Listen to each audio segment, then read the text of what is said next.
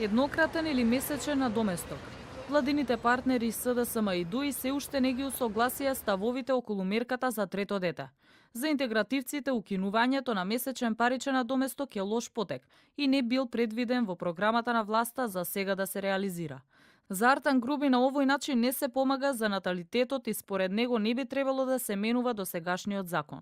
Такви сензитивни мерки кои што всушност укинуваат некој стекнато право, дадено од пред повеќе години, треба многу внимателно да се анализираат и да се земат предвид интересите и на тие што придобиваат од мерката и на тие што ја даваат мерката.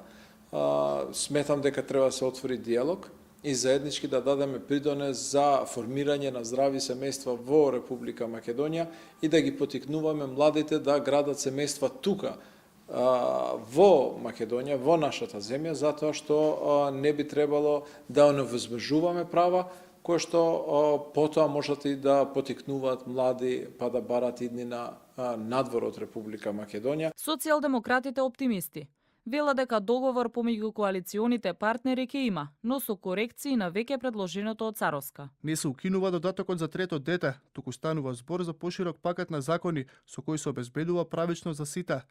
Вака предложен нема да помине на влада, но ќе го подобриме заеднички па ќе го пратиме во собрание.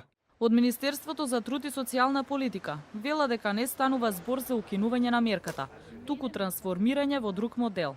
Оттаму додава дека мерката за трето дете би се заменила со еднократна помош од 60.000 денари, за второ дете 20.000 денари, додека пак за прво дете само 5.000 денари.